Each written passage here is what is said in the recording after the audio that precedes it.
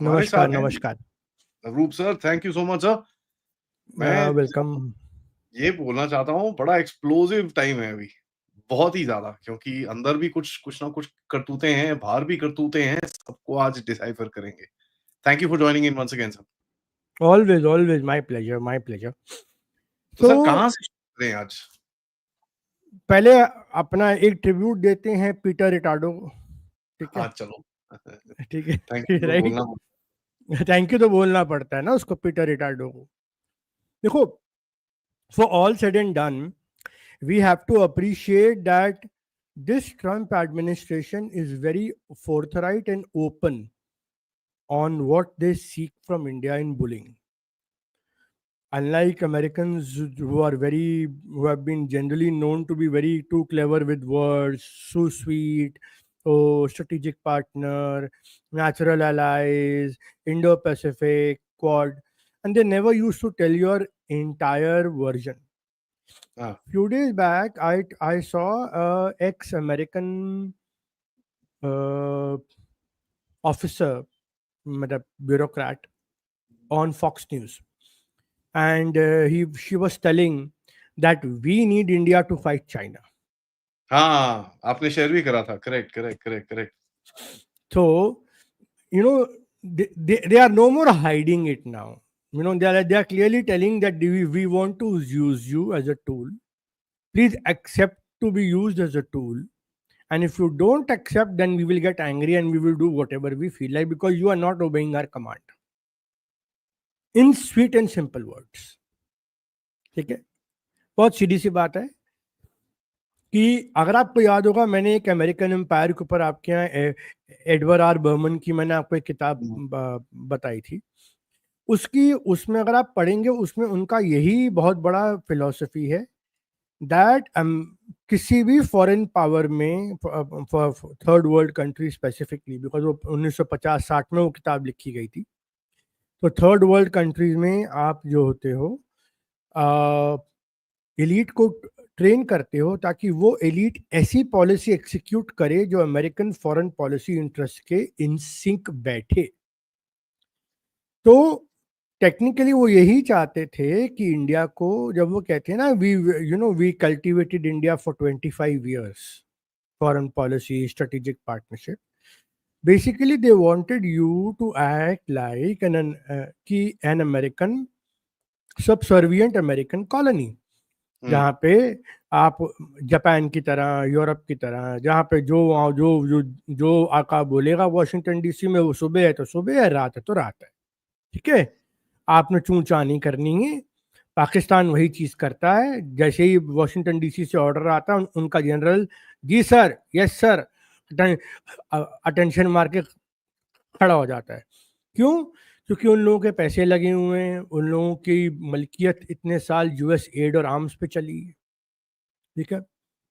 And हमारे पाकिस्तानी लोग जो हैं पड़ोस में बड़े खुश होते हैं, देखो अमरीकी हमारे साथ आ गए। अरे भाई, तुम्हारी ये औकात है कि तुम $1 बिलियन की एड पे तुम भीख मांगने आईएमएफ पे जाते हो। हमारे यहाँ $700 बिलियन का रिजर्व है। ठीक है? 700 times higher than you. So do not talk about nonsense. ठीक है? खैर, एनीवे, पाकिस्तानियों के बारे में क्या बोलना। तो अब अमेरिका में जैसे होता ना कि आप अपना सबसे लूनेटिक आदमी छोड़ देते हो बाहर। ठीक है? जा अटैक कर सुबह शाम, try to you know emulate wolf warrior diplomacy of China and trying to impress upon, build a pressure on Modi and Prime Minister Modi and India. तो पीटर नवारो ने बहुत अच्छे से, बहुत बढ़िया बढ़िया उल जलूल वाहियात स्टेटमेंट्स दिए हैं। ठीक है? अब सुनते हैं, पहले रिकाउंट कर लेते हैं। President Trump's 50% tariffs on Indian imports are now in effect. This isn't just about India's unfair trade, it is about cutting off the financial lifeline India has extended to Putin's war machine. India's dependence on Russian crude is opportunistic and deeply corrosive of world's effort to isolate Putin's war economy. In effect, India has acted as a global clearinghouse for Russian oil, providing embargo crude into high-value export. I mean Modi's war, because the road to peace in part runs through New Delhi. Right? India's high tariffs cause higher wages. US taxpayers lose because we got to fund Modi's war. The Brahmins are profiteering at the expense of the Indian people. ठीक है, right? Called the he called India Maharaja of tariffs. ठीक है. Then on court ruling he says weaponized partisan injustices. ठीक है. And then federal law enforcement पर उसने बात कही. So he talks about a lot many things. But of late एक नया ट्रेंड चालू हुआ है जहां पे व्हाइट हाउस के और भी कुछ जाने पहचाने उनके बेस के लोग, ठीक है, शुरू हो गए हैं. और उनको उनका प्रोपेगेंडा जब वो धरे मुंह गिरता है ना, तो उन लोगों को बहुत ही वो अजीब लगता है कि यार ये क्या हो रहा है, हमारा हमारा प्रोपेगेंडा तो यहीं पे फेल हो रहा है. ठीक है, एक second, just hold on a second please. तो अब जैसे आप देखोगे पीटर नवाब, जैक पोसेबिक है, अब मैं आपको बता देता हूँ इसमें, चार्ल्स क्रिक, ये सारे मगा बेस के चैंपियंस हैं. Make America great again, conservative, racist, white people. I don't mind saying that on open air. He says, America does not need more visas for people from India. Perhaps no form of legal immigration has to be displaced. American workers are those from India. Enough already. Top Trump ally Charles Crick posted on X. Tariff, the call centers, all of them, the MAGA podcaster said, Jack Posobiec demanded after Trump blasted US-India trade relationship at totally one-sided for buying few US goods. Then a fatal accident in Florida caused by an unauthorized immigrant truck driver from India became another rallying cry, with MAGA influencers claiming third world immigration making the US road unsafe. And then Peter Navarro went, I want Indians to understand what is going on. Brahmins are profiteering by buying the Russian oil. Then Treasury Secretary Scott Bessent angered and joked, there are a lot of things I worry about. The rupee is becoming a laugh. The reserve currency is last of them. Right? And America first nationalists have clashed, they have clashed with Elon Musk. That why should these people be taken on board, right? अब Jack पोसेबिक को Peter Navarro ने retweet मारा था, ठीक, जिसकी वजह से वो ब्लो अप हुआ कि देखो ऑल आउटसोर्सिंग शुड बी टैरिफ्ड. ठीक है, पहली बात तो लगता है ट्रम्प का बेस, अगर आप PPEW की, which I consider the best polling agency compared to any other American mainstream pollster, PEW,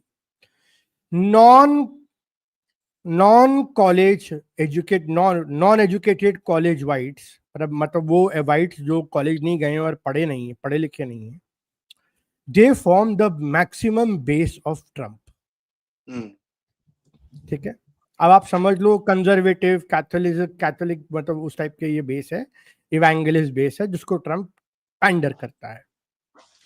अब उनके ये पॉडकास्टर है, चाहे वो बैनन हो गया, चाहे वो पोसोबिक हो गया, चाहे वो चार्ल्स किर्क हो गया, इन लोगों का एक बहुत प्रोपेगेंडा चल रहा है कि H1B खत्म करो, और फिर ये कह रहे हैं कि आउटसोर्सिंग पे टैरिफ लगाओ, और they must not have money. अब मैंने इनके जवाब में एक एक्चुअली पोस्ट डाली, जिसकी वजह से इनका एक लाइव मॉनिटर नाम का हैंडल है जो बहुत जबरदस्त ट्रिगर हुआ, और वो पोस्ट जो है उसने एक्चुअली मेरी वो पोस्ट उसने वायरल करवा दी.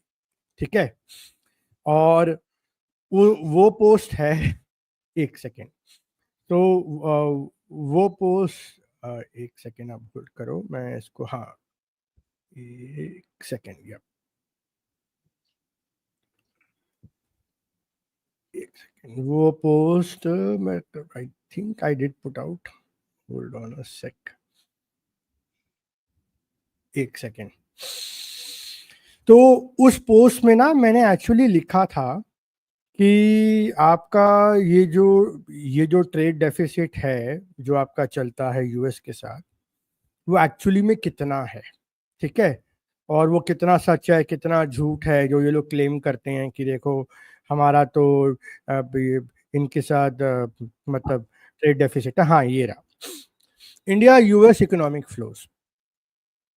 अब यहाँ पे यूएस क्लेम करता है कि हमारे जो है ट्रेड डेफिसिट चल रहा है इंडिया के साथ। तो मैंने लिखा US actually runs a trade surplus with India. The whole narrative of a deficit given by Trump and companies buncombe. Goods $87 billion India करता है, हम अर्न करते हैं। US $41 billion, तो 46 का इंडिया का सरप्लस है।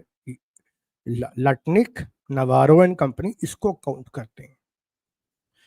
लेकिन सर्विसेज में आईटी और कंसल्टिंग में $41 बिलियन की हम प्रोवाइड करते हैं, $41 बिलियन की रेवेन्यू वो अर्न करते हैं for annuity, subscriptions, data services, software, voice.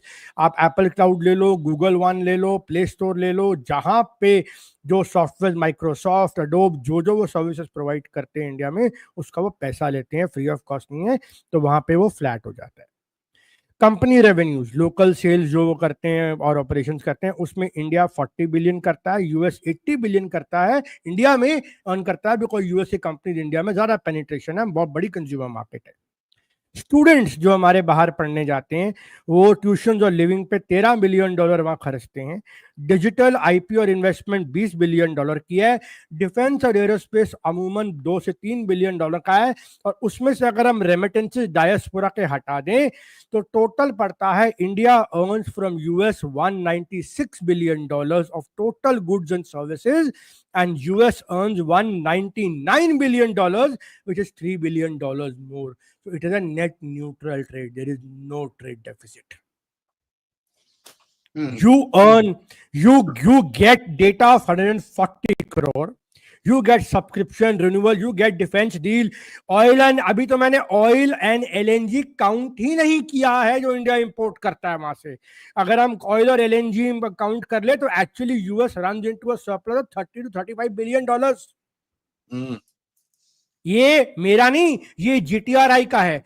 तो मैंने डाला, तो one of these handles live monitor जो यूएस वाले हैं, they went into a fit and virtually saying, stop it, Navroop, where Indians pilfer $10 billion across US to India.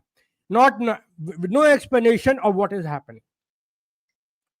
फिर 2-3 दिन से ना ये नैरेटिव चलाया गया है कि इंडिया की आईटी सर्विसेज को टैरिफ किया जाएगा।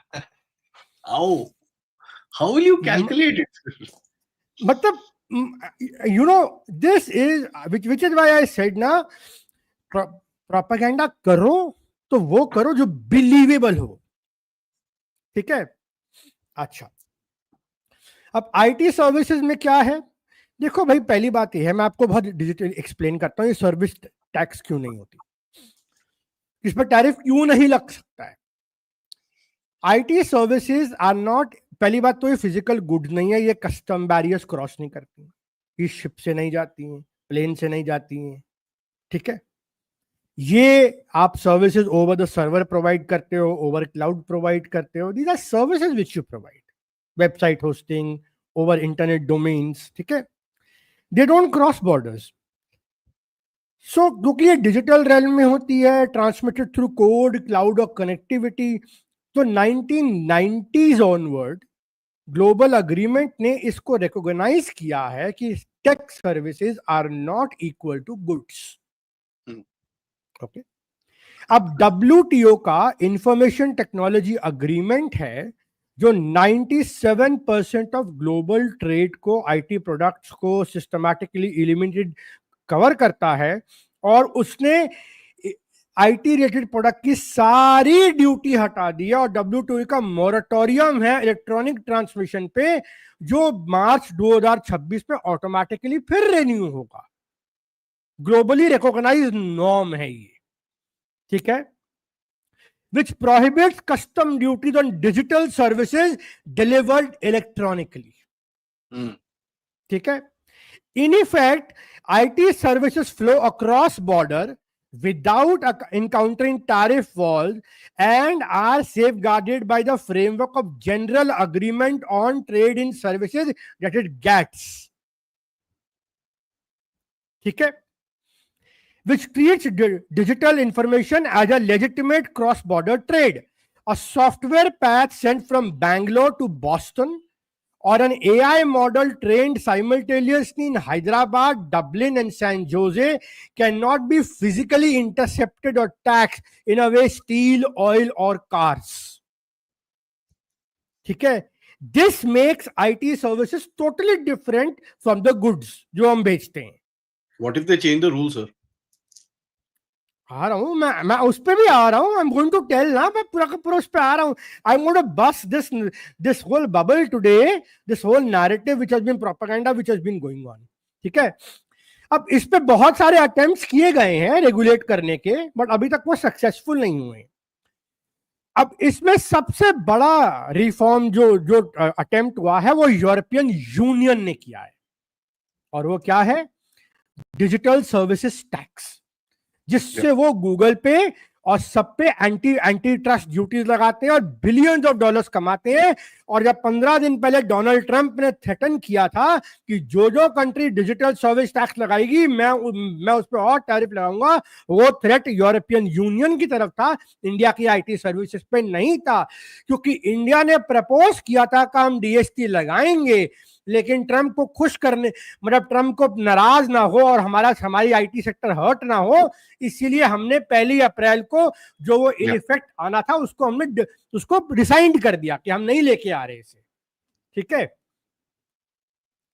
तो ये रहा डिजिटल सर्विसेज का, जहां पे गूगल और मेटा पे उन्होंने वो लगाया है.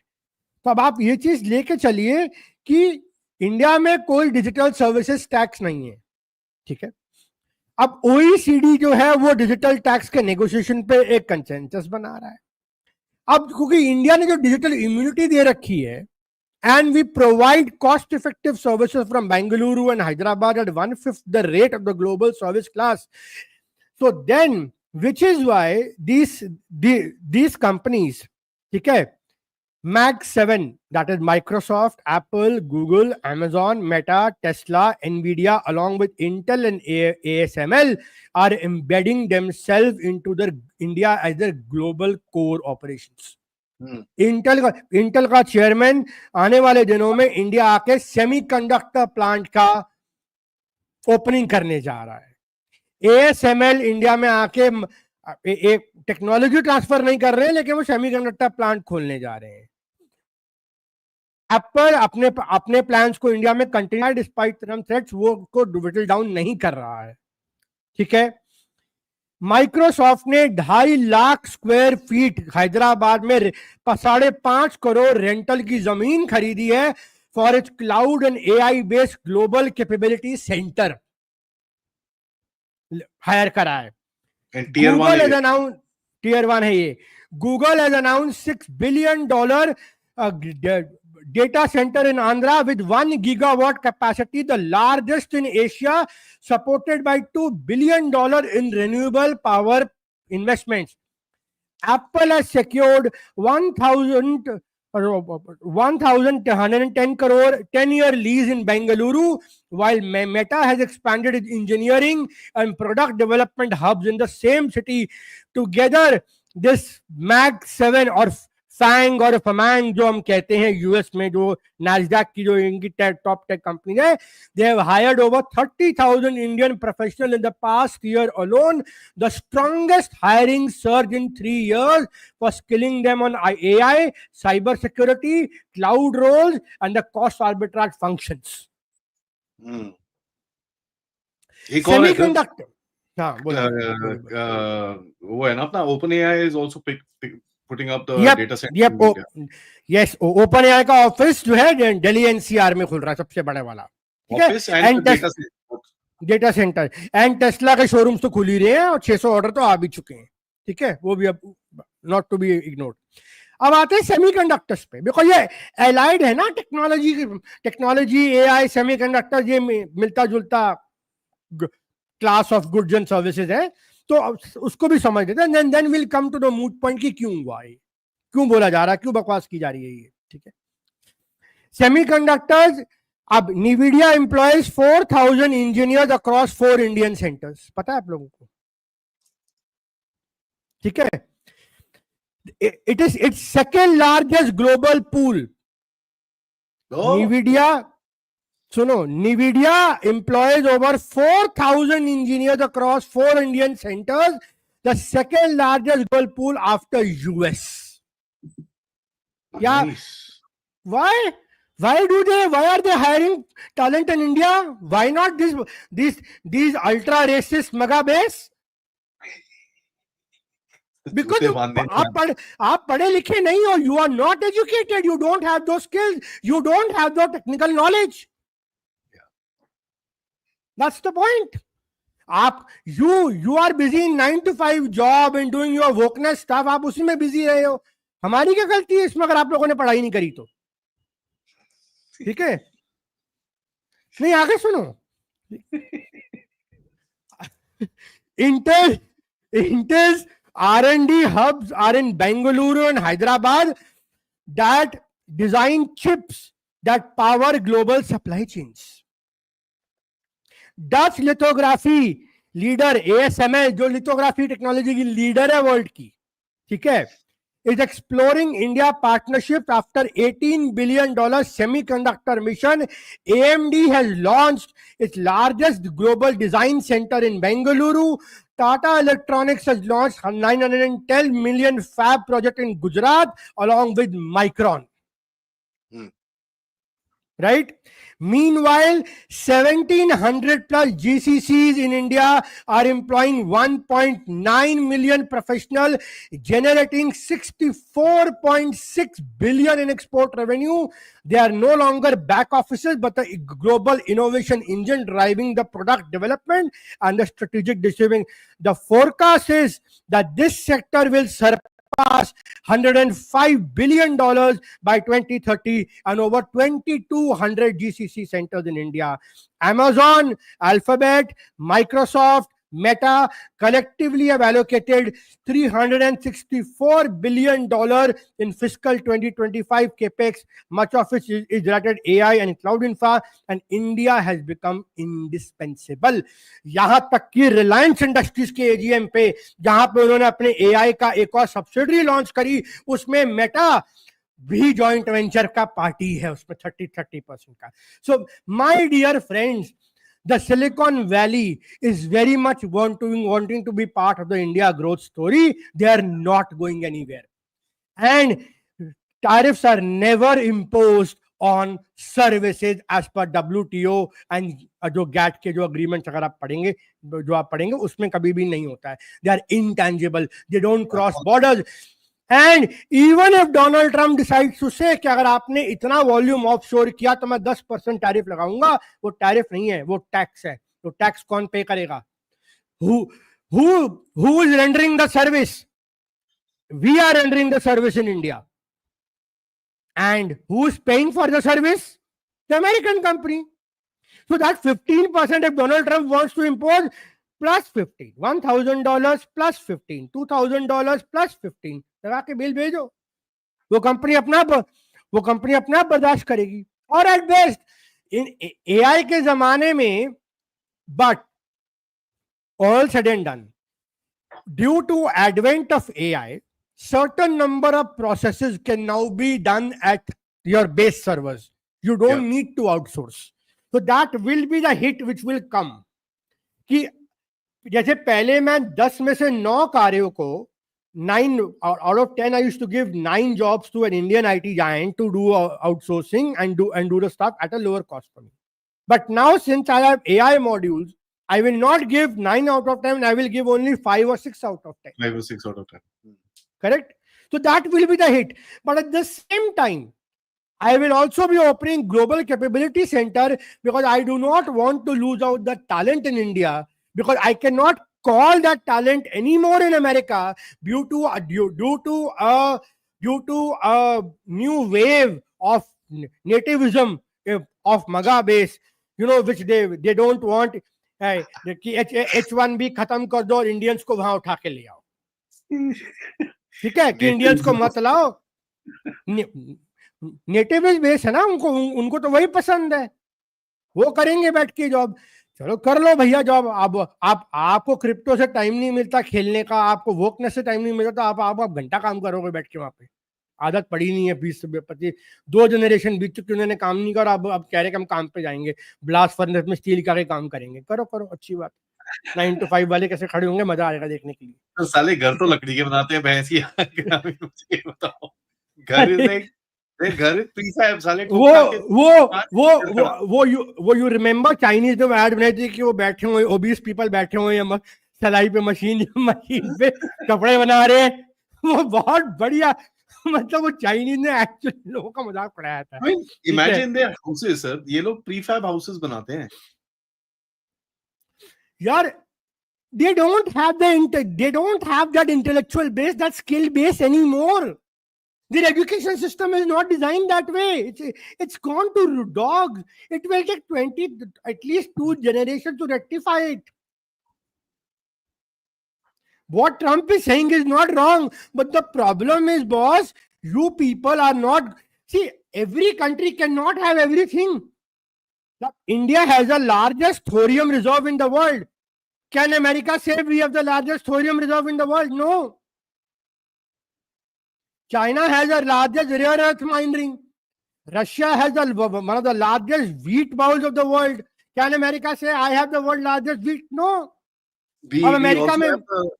We also have the world's largest refining capability, sir. Absolutely. जिसकी वजह से वो रिलायंस का ड्रामा स्टार्ट हुआ था, ठीक है। उस पे भी आऊंगा।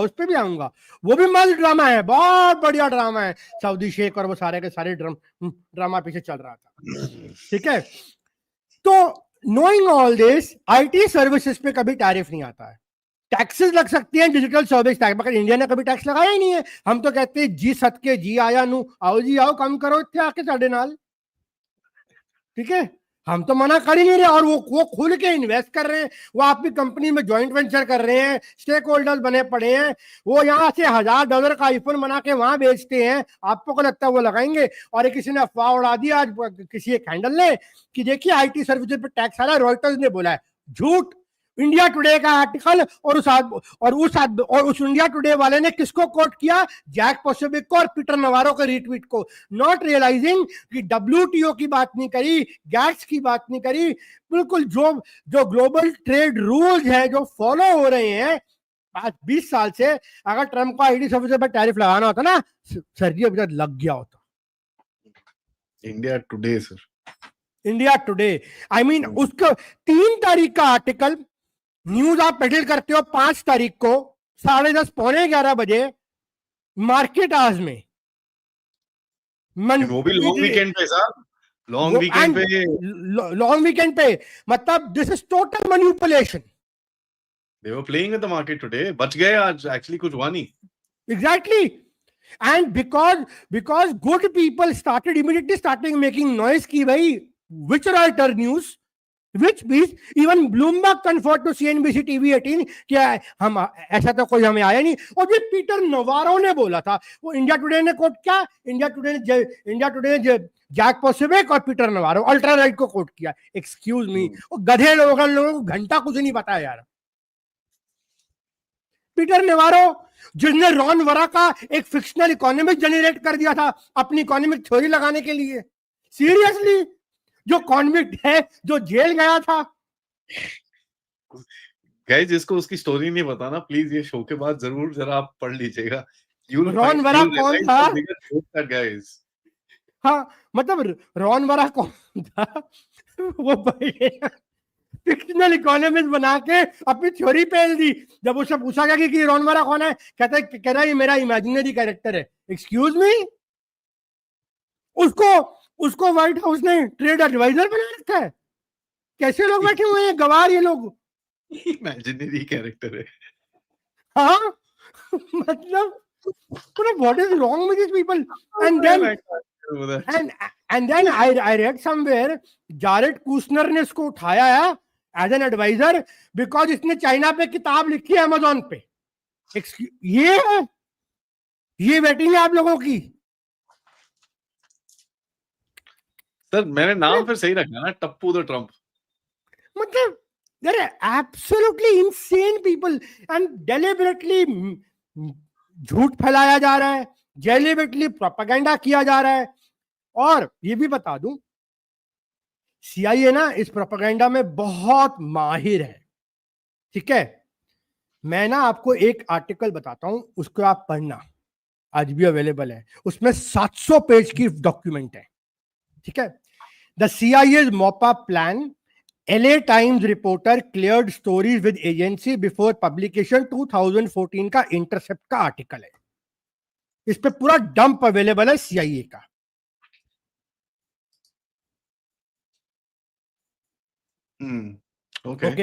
ओके।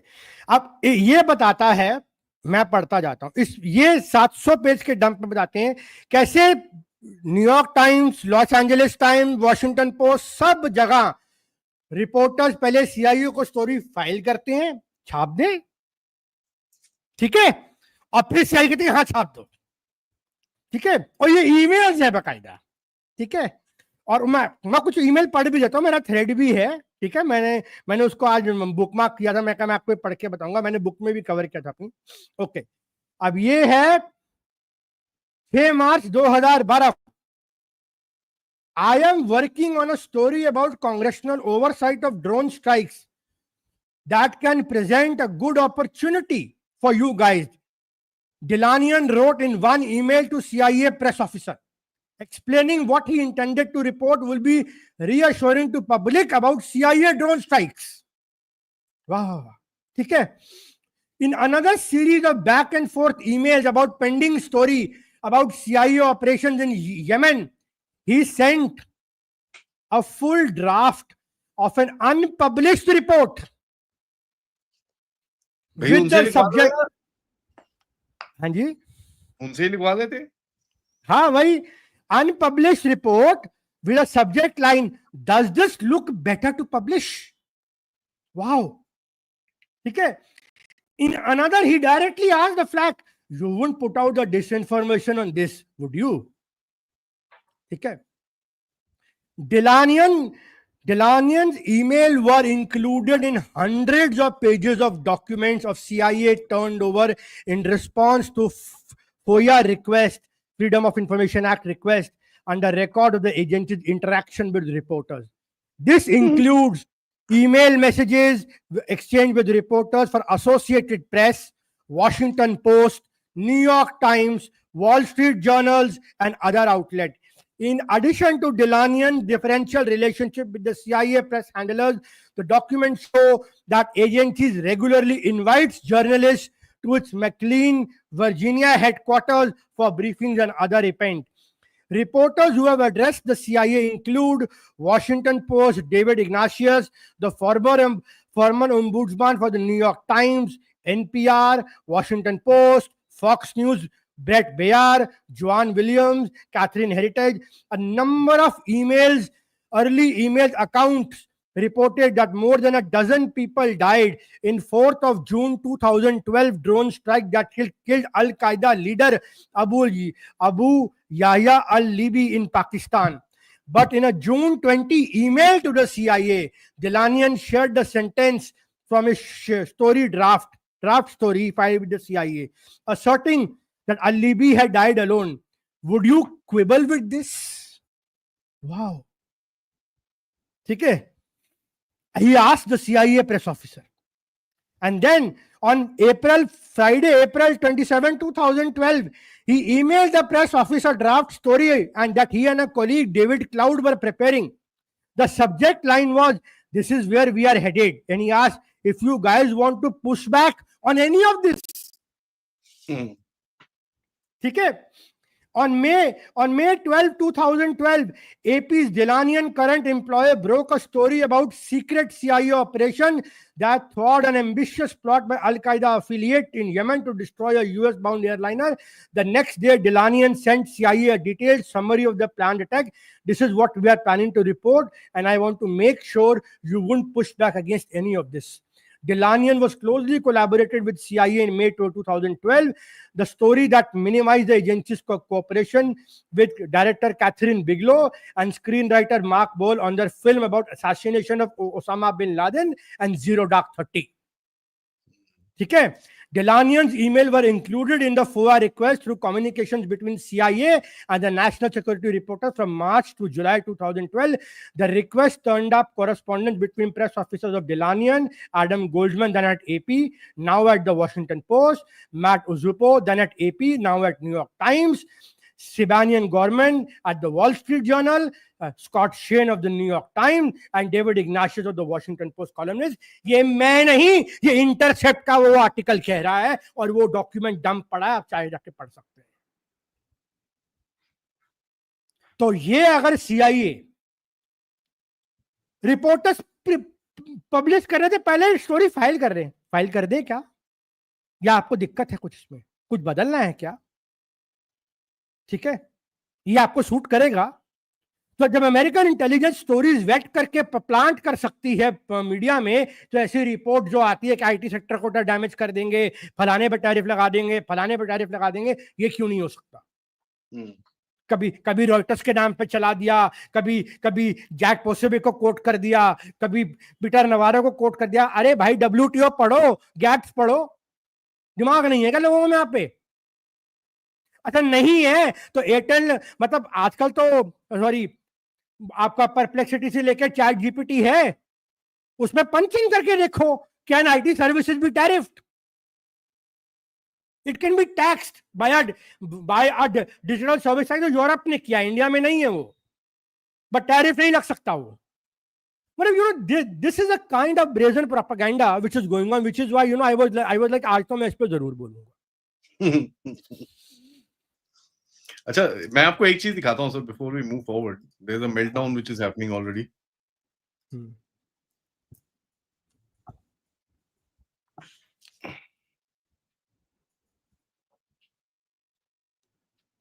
ये अभी लिखा है इसने.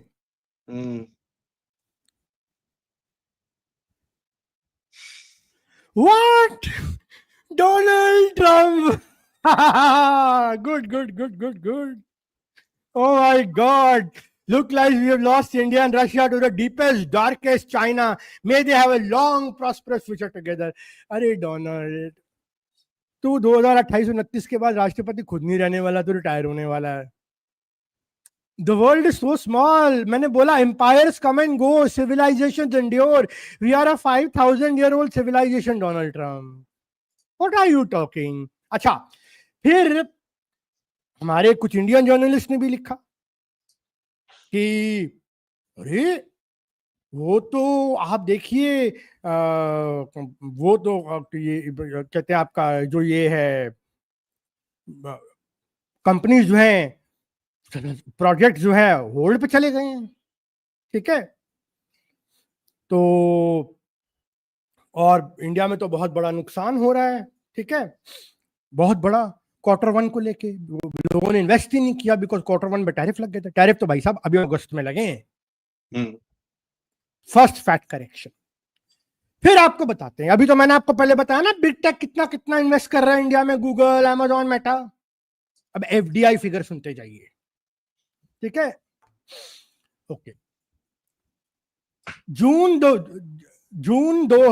जनवरी 2025 में total FDI equity inflows into India is $27.976 billion, which is 9% higher than the last year of $25.6 billion. अभी मैं आधे साल की बता रहा हूं खाली. ठीक है, जनवरी में 3 बिलियन, फरवरी में 2 बिलियन, मार्च में 3 बिलियन और अप्रैल से जून में $18 बिलियन इंडिया में FDI इन्वेस्ट हो चुकी है. अच्छा, मैंने सुना था वो तो चली गई सर. अरे वो सब कुछ चला गया ना. डूम्सडे सेयर, नार्सिसिस्टिक, प्रोफेटिक, जो वो लोग तो जैक पोसेबिक और पीटर नवारो को अपना गुरु मानते हैं ना. जिनका गुरु वो है रॉन वरा है, वो फिक्टिशियस इमेजिनेटिव गुरु. ठीक है, जो एग्जिस्ट ही नहीं करता. Q1 में $18 बिलियन की एफडीआई इंडिया में आई है FY26 April to June 2025, which is 15% higher than $16 billion last year. मतलब you have to have certain guts to say. And then United States has become the largest investor during the period between April and June with $5.6 billion, 3.7x the growth to the previous year. Seriously. और उसका services sector में आप कौन कौन से sector में आए हैं मैं आपको ये भी बता देता हूं. टॉप 10 सेक्टर एफडीआई इनफ्लोस, सुनते जाइए. सर्विसेज सेक्टर जिस पर टैरिफ लगाने वाले थे लोग, ठीक है, hypothetical, right, $9.3 billion, total share 18.7%, year on year और ग्रोथ पता कितनी है? 40.8%. वाह. ठीक है. Computer software 2% decline, trading 8%, non conventional energy 6%, construction infrastructure में कम गई है, डिक्लाइन हुआ 47% का, ऑटोमोबाइल 5% अप, केमिकल में 26% अप, ड्रग्स में 16% का डिक्लाइन, टेलीकॉम में 150% का अप. ठीक है. कंस्ट्रक्शन एंड डेवलपमेंट में 100% का अप. मतलब आप कहां है भाई साहब? टॉप 3 सेक्टर है टेलीकम्युनिकेशन, कंस्ट्रक्शन एंड सर्विसेज. आप किस पे टैरिफ लगा रहे हैं? कौन सी इकोनॉमी? वो इकोनॉमी जो 7.8% पे ग्रो करी है Q1 जीडीपी में, world fastest growing economy and set to be world third. मैंने बोला ना, मगा वालों को समझ में नहीं आता है कि इंडिया 60% कंजम्पशन बेस्ड इकोनॉमी है, 45% एग्रो बेस्ड इकोनॉमी है, 54% रेवेन्यू सर्विसेज से आती है. We can not be destroyed by your tariffs. You can cry as much as you want in Washington DC. We are not China. And if India starts to diversify, बोलिए, sorry. That post is real, huh? A lot of you guys are saying it's real. It's all over the internet right now. I'm getting notifications after notifications. ये क्या है? ये क्या है? ठीक है. Singapore, अच्छा, then which are the top 10 investing countries? FDI के सुन लीजिए. सिंगापुर 35%, जिनका प्रधानमंत्री कल इंडिया आए हुए थे, जिन्होंने आपके एआई इंफ्रास्ट्रक्चर और सेमीकंडक्टर में भी हाथ देने का मदद किया है. Mauritius 12%, US 12%, UAE 6%, Netherland 5%, Japan 3.5%, जिस पर प्रधानमंत्री मोदी पीछे होके आए हैं वहां पे. और जापान हमारे हाई स्पीड रेलवे में और इन्वेस्टमेंट करना चाहता है. ठीक है. साइप्रस, केमन आइलैंड, जर्मनी का फॉरेन मिनिस्टर इंडिया आया हुआ था. और फिनलैंड के प्रधानमंत्री ने कल ओपनली बोला that America needs to work with the global south, specifically countries like India, otherwise we will lose the war against America, Russia and China, and SCO summit is a big warning for it. इनकी सबकी SCO summit से फटी पड़ी. The word is that Donald Trump की, ठीक है, and company की. और आप, India has become the centre of gravity, centre of universe for American media now. वो Putin and Xi have met, Modi has gone to China. Look, अभी मेरे को लगता है इनको अब रियलाइज हुआ है कि मोदी जी एससीओ का हिस्सा है. ठीक है, या इंडिया एससीओ का हिस्सा है. अगर 7 साल बाद मोदी जी गए तो क्या जरूरत है? How do we trust you? कल फाइनेंशियल टाइम्स का आर्टिकल में छपा है कि US had a secret meeting with Taiwan in Alaska and they want to have a deal with president Xi very soon. उसको ट्रंप मिलना चाहता है. अगर कल को मोदी जी चाइना के साथ, यूएस के चक्कर में आके चाइना के साथ पंगा ले लें और यूएस अपनी डील करके निकल जाए, हम तो फंस गए ना. So what step Narendra Modi took of having a trade reset with China, not overall कोई जिंदी चीनी बाई बाई नहीं हो रहा है यहाँ पे. ठीक है, a simple set of transactional trade reset with China is not a bad thing, because a lot of raw materials for solar wafers, for APIs, for pharmaceuticals, it all comes from America. China. You need it. आप US को तो export बाद में करोगे, आप क्या manufacturing ही बैठ जाएगी अगर आपको ऑटो मैग्नेट्स ना आए वहां से. So we have to be very understanding. फिर कर्नाटका में $2.5 बिलियन का, $5.5 बिलियन का आया एफडीआई. महाराष्ट्र में 5.5 का आया. गुजरात, तमिलनाडु, यूपी, राजस्थान, हरियाणा में भी एफडीआई आया. ठीक है. सर्विसेज सेक्टर, टेक्नोलॉजी और रिन्यूएबल सेक्टर, एनर्जी डोमिनेट करता है इंडिया में एफडीआई इन्वेस्टमेंट. इतनी बड़ी इन्वेस्टमेंट्स इंडिया में हो रही हैं. फ्रांस का टोटल गैस से लेके यूएस की बड़ी बड़ी कंपनी यहाँ पे इन्वेस्ट कर रही हैं, टेक में और सब जगह पे जॉइंट वेंचर्स कर रही हैं. और आपको लगता है यहाँ पे ये इनके चिंदी टैरिफ से हमें फर्क पड़ेगा? Yes, some sectors will be badly impacted. Gems and jewelry will be impacted. Fisheries and shrimps will be impacted. Textiles will be impacted because margins बहुत कम होते हैं. I agree.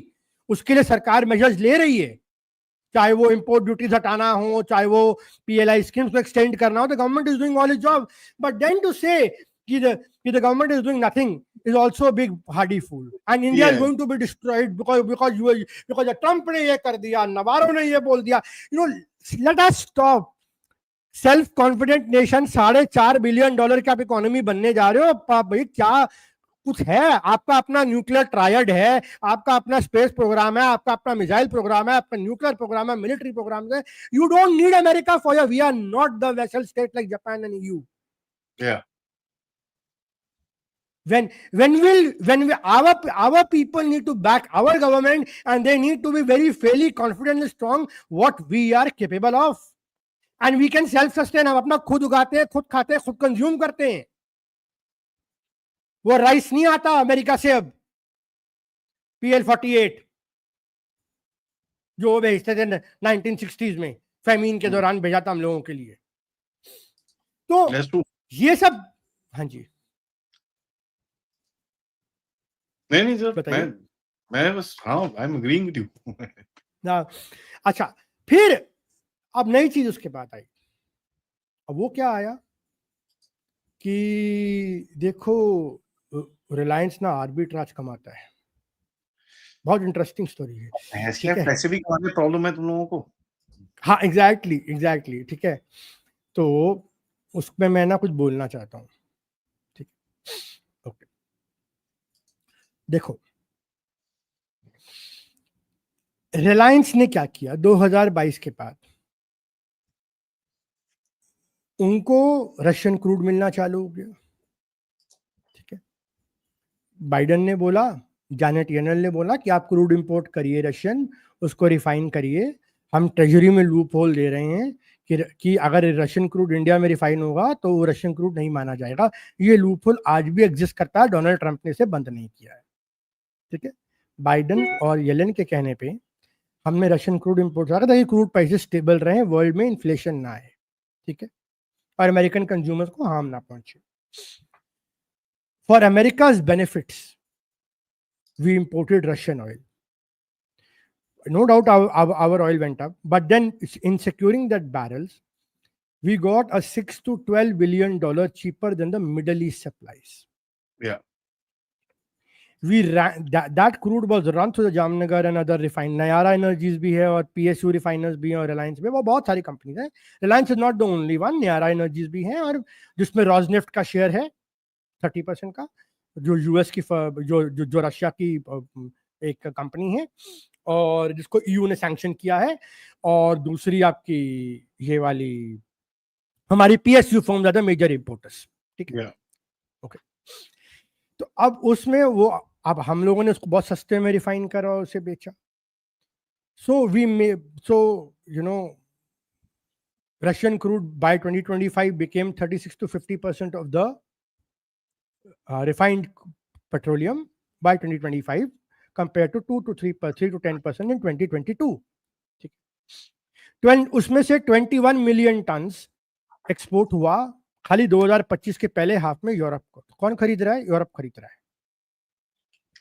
ठीक है, हंगरी से रशियन ऑयल घूम के यूरोप में जा रहा है, रशियन गैस टर्की से जा रहा है, वो द्रुशबा पाइपलाइन से. हाँ, मैं बेवकूफ बनाने की बातें हैं. अच्छा, अब यहाँ क्या हुआ, बिकॉज दीज वॉल्यूम्स इंक्रीज. ठीक है, तो अरामको जो सप्लाई करता था सऊदी अरेबिया का, उसके वॉल्यूम्स डिक्रीज करके. ठीक है, मार्केट है भैया, कंपटीशन है.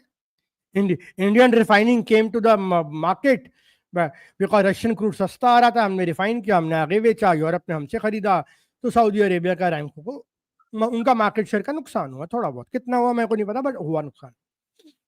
अब रियाद नाराज हो गया इससे, ठीक है। अब सऊदी अरेबिया कोशिश कर रहा है अपना वो मार्केट शेयर वापस लेने की, और यहां पे उनका चालू होता है प्ले पाकिस्तान के साथ। To a certain, they are very good on term with India. They are not India's enemies. ठीक है, हमारे साथ भी बहुत अच्छा ट्रेड सऊदी अरेबिया करता है, बट ठीक है भाई, उनका उनका उनका कॉर्पोरेट इंटरेस्ट है अरामको का, वो चाहते हैं को भी कॉम्पीट करना आता है, there is nothing bad in it. इसको you know it's who can earn the, who can out compete and who can do better, ठीक है। अच्छा, अब क्या हुआ, रशियन क्रूड को अब यहां पे क्राउन प्रिंस मोहम्मद बिन सलमान ने already trillions of dollar Pakistan में इन्वेस्ट करने को बोला था, ठीक है। And Aramco and Saudi public investment fund के लेड बाय यासिर अल रुमियान, ठीक है, मैं आगे नाम नहीं लूंगा इसके बाद दोबारा, have placed $2 billion in Jared Kushner's private equity fund in 2021, son in law of Trump, ठीक है। अब पाकिस्तान, अब क्या हुआ, तो जब ये रशियन क्रूड का प्ले चल रहा था, इससे दो पार्टीज का फायदा करवाना है, एक अरामको ताकि वो यूरोप को एनर्जी बेच सके और यूएस एलएनजी जो आ सके, और दूसरा अमेरिका का desire to protect the dollar system, because ये जो हम क्रूड का ट्रांजैक्शन कर रहे हैं रशिया के साथ, ये हम कर रहे हैं नॉन डॉलर ट्रेड में, रुपये रूबल ट्रेड में। चाइना युआन में कर रहा है ईरान के साथ, हम रुपये और रूबल में कर रहे हैं, इसीलिए अमेरिकियों की फटी पड़ी है, इसलिए वो इसको रोकना चाहते हैं। They see this as a defiance of America based global order, ठीक है। अब पाकिस्तान को 2023 में सऊदी ने $2 बिलियन का उनके सेंट्रल बैंक में इंजेक्ट किया, जिससे इस्लामाबाद को आईएमएफ बेल आउट मिला, और उन्होंने 1.5 बिलियन डॉलर और रेकोडीक माइन जो कॉपर माइन है वहां पे उन्होंने सऊदी फंड ने वहां पे इन्वेस्ट करने की अप्रूवल दिया कि हम करेंगे। ये वही शेख है जिन्होंने इन्वेस्टमेंट हेड के जरिए जिन्होंने कुशनर के फंड में लगाया, और यही ठीक है 2 बिलियन, और यही अब सब पाकिस्तान की उस माइन में लगा रहे हैं, और यही वही माइन है जो अमेरिका माइन करना चाहता है। अब और ये वही माइन है जिसके लिए एशियन डेवलपमेंट बैंक ने चाइनीज प्रोजेक्ट हटा के $2 बिलियन का लोन रोहरी से कराची की ML1 लाइन को कंप्लीट करने के लिए दिया है, सिर्फ उसको, राइट। अब आप समझ रहे हैं पूरा का पूरा खेल क्या है, ठीक है। अब यहां पे क्या है, यहां पे इंडियन, यहां पे पाकिस्तान ने बीच में मुनीर ने क्या बोला कि जामनगर पे ठोक देंगे, जामनगर को ठोक नहीं सकते, ये मुझसे लिख के ले लो, क्योंकि ब्रिटिश क्योंकि ब्रिटिश पेट्रोलियम से लेके हर कोई उसमें हिस्सा है, हाथ लगा के दिखाओ। Aramco is part of it, Saudis are part of it, correct. Saudi के जो जिस शेख ने पाकिस्तान को मदद करी वो एक इंडिपेंडेंट डायरेक्टर के तौर पे भी RIL के बोर्ड पे बैठा है। सर, जिसने मदद करी उसने बाय द वे पाकिस्तान से बड़ा रत्नागिरी में जो हमारी रिफाइनरी है उसके अंदर भी इन्वेस्टमेंट कर रहा है। करेक्ट, तो मैंने बोला ना, उसको पता है ये चीजें, but the problem is we are not blaming him or we are not blaming Saudi Arabia. I am saying the Americans are using this as pressure tactics to switch alliances now. It is because आपको एक और coincidence याद, because Mohammed bin Salman is very, मतलब Saudi Arabia has mediated so many times back channels में between India and Pakistan, ठीक है। Even Balakot के crisis में भी हुआ था ये काम, अगर आप लोगों को याद होगा, उसके में द साउदीज हैड मीडिएटेड, इवन इस बार भी उन्होंने बैक चैनल में आपस में मैसेजेस पास होते रहते हैं कि ये कर दीजिए वो कर दीजिए, वो सऊदी अरेबिया करता है as a friendly country. Saudi Arabia is our friendly country, no doubt. आप लोगों को ये भी याद होना चाहिए कि जिस दिन पहलगाम अटैक हुआ था उस दिन नरेंद्र मोदी जी रियाद में थे,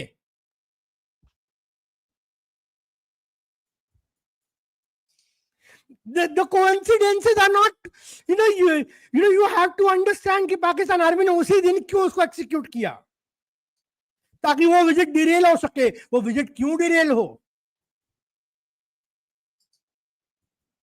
कौन नहीं चाहता था कि इंडिया सऊदी अरेबिया के रिश्ते और अच्छे बने?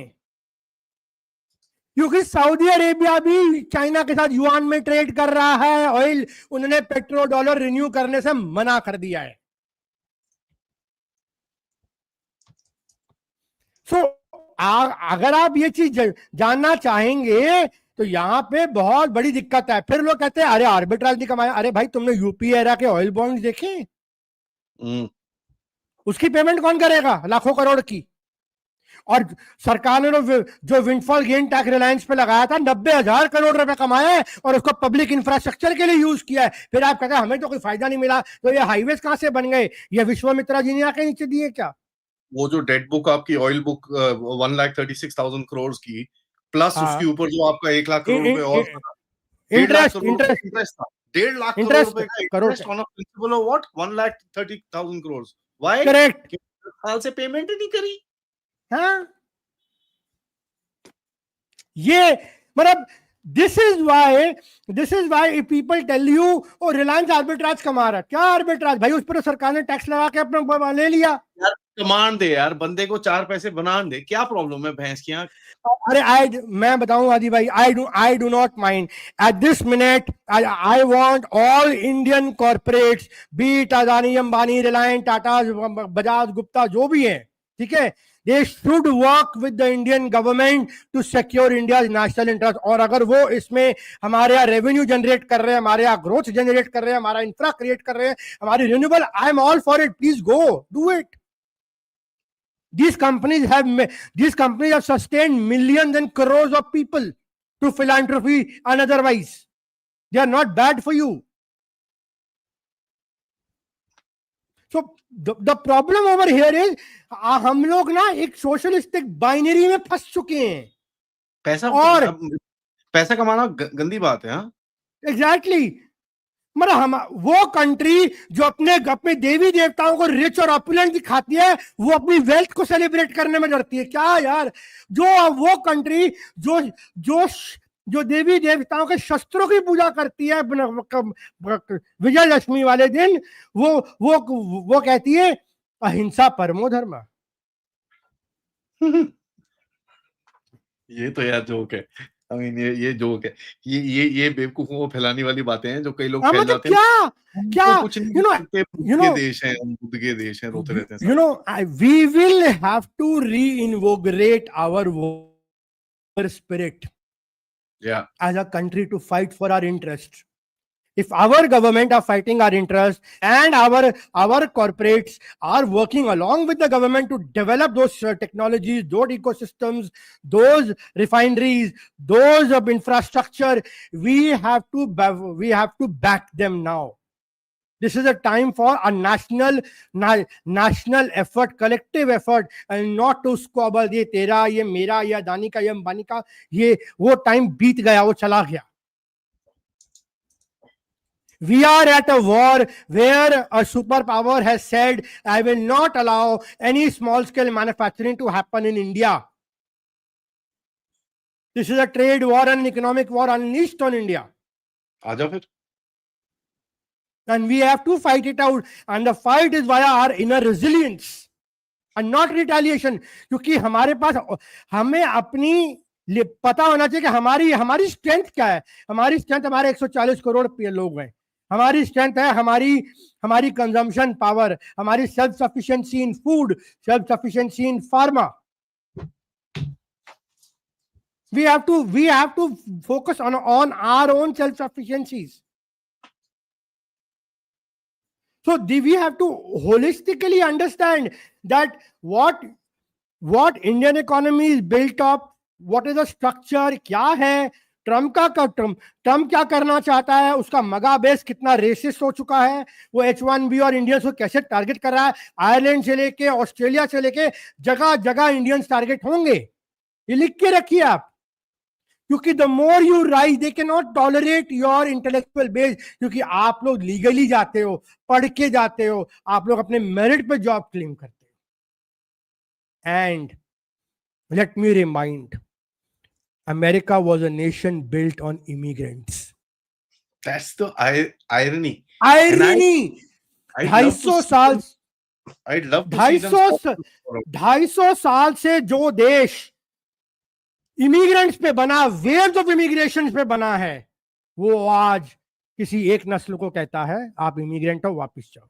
वाओ. नहीं, क्यों? क्योंकि भैया हम पैसे हैं. एक काम करिए, सबसे पहले 250 साल पहले जो आप लोग आए थे, आप वापस जाइए और नेटिव अमेरिकन को वापस लेके आइए. This land belonged to the Native Americans and not you. You forcefully occupied it. And the worst part is, I mean, I won't be surprised Native Americans और हमारा कोई साला इधर उधर का कहीं रिश्ता हो. हाँ, कोई भरोसा नहीं है. भरोसा नहीं है वैसे.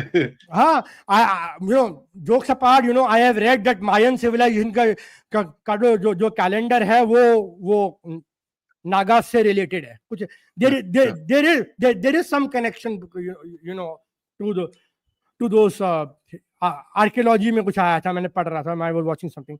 But jokes up, you know, that apart, the broader point is यार, you know, we understand कौन सा टैरिफ लगेगा. तो मेरा IT सर्विस पे टैरिफ लग जाएगा. इंडिया छोड़ के सारी कंपनी भाग रही है, तो भाई ये FDI कहाँ से आ रही है, ये टेक इन्वेस्टमेंट्स कहाँ से आ रही हैं, ये GCCs कहाँ से खुल रहे हैं. मतलब कुछ भी चला दोगे उठा के, और फिर वही बंदा ट्वीट करता है और this is India today based, फिर कहता है this is local newspaper based. क्या यार, मैनिपुलेट कर रहे हो, प्रोपेगेंडा. और ये वही CIA जो आर्टिकल रॉयटर्स, ब्लूमबर्ग और सब जगह प्लांट करवाते हैं to do propaganda. For heaven's sake, इन लोगों की बातों में मत आइए. अभी तो इंडिया ने सर अपना, अभी तो बोलते हैं ना, ट्रंप ने तो पत्ते रख दिए, हमने तो पत्ते उठाए तक नहीं. ब्लाइंड खेल रहे हैं भैंस की. हाँ, हम तो ब्लाइंड खेल रहे हैं. उसने पत्ता खोल दिया कि India, Russia and China are together. हाँ बिल्कुल ठीक है, रिक बना लेते हैं, तू खत्म हो जा. यार कितने बजे होंगे वहां पर अभी? एक सेकंड जरा, कितने बजे होंगे वहां पर अभी? 6 बजे हैं सुबह. मतलब भाई उठा है, मलानिया आंटी को उठा के चाय चू बना देगी. क्या यार, मिलानिया आंटी. मतलब वो एक्चुअली में रियल है क्या? हाँ. Looks like we have lost India, Russia and China. It is, sir. President Donald J. Trump. It is. My God. मैं इस पे और थोड़ी डिगिंग करूंगा and I will give an update at about 7:30 बजे जो मेरा रेगुलर अपडेट आता है, मैं इसमें अपडेट डालूंगा. Because something has triggered. And what is triggered, my sources will tell me. But looks like we have lost India, Russia to the deepest, darkest China. इसको बोलते हैं फटलीस. हम लोग ना जब बचपन में मुंबई एरिया में स्कूल में होते थे ना, यही बोलते थे फटलीस. And but he had a very good relationship with President Xi. What happened? Putin was a very good pal. What happened? अब यूक्रेन वॉर का क्या? मोदी जी को बुला ले कैलिफोर्निया में या कहीं पे. To my all American friends listening this podcast today, your foreign policy has failed, and your president has today admitted it. Your Kissinger doctrine to split Russia and China has failed. Your Indo-Pacific pivot to get India on board has failed. Your foreign policy is a big disaster. It is better you chuck this man out on the midterms. Bacha lo. And on what? You wasted your economy on a piddly little dirty brown $4 trillion economy. Dirty people, these curry stinking Indians. Really? Yeah. Really, Americans? Are you so dumb? Okay? that you don't know.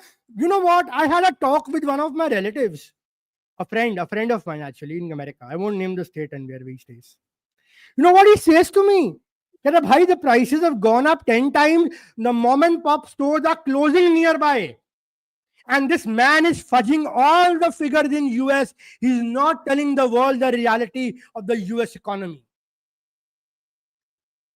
इसने जो labour commissioner को fire किया था और ये fade पे control चाहता है, ये क्यों चाहता है? He wants to control every administration by his yes man, ताकि वो वही फिगर निकाले जो ये दिखाना चाहता है दुनिया को. Dirty brown people. You This, freaking Indians. this happens in tin pot democracies. What is today happening? America is behaving like a third world country today. That is the truth. Bloody Indians. You bloody Indians. दुगना लगान देना पड़ेगा इस बार. Bloody Indians.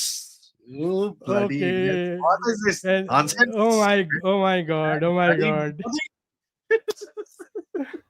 Anyway, it was a wonderful session today. मजा आ गया. मोदी ने बहस किया, सीपीसी क्या चाइनीज कम्युनिस्ट पार्टी का बीआरआई तोड़ दिया था एक बीच में बैठ के ऐसे करके. साला the southern Indian Ocean BRI just broke पानी के अंदर. अब आएगा मजा. This is gonna be good. And guys, ये जो एक ट्वीट आया है ना, this is the beginning of the end. Mark my words. This is the twilight of the American empire. That's it.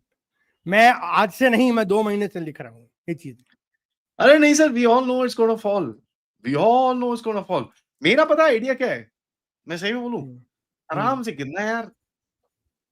Time देना, हाँ, ताकि हम लोग खड़े हो जाएं. हम लोग लूट लेंगे. फटाफट नहीं गिरना यार, नहीं तो यार अंबानी को, ओए जा यार, तो $200-500 बिलियन के डाल इसको, साला ठंडा कर. कोई फर्क नहीं पड़ता. आराम से गिरियो. Don't fucking fall on your face because the entire world will get lost. Oh yes, the tweet is there. Look like we have lost India, China, Russia. It is. You know, to tell to your users, it is there on Truth Social. It is. But now, trust me, there is a new game that begins right now. And that game we will discuss as we go forward, क्योंकि अभी खुलेगा. So sir, thank you so much. Always a pleasure.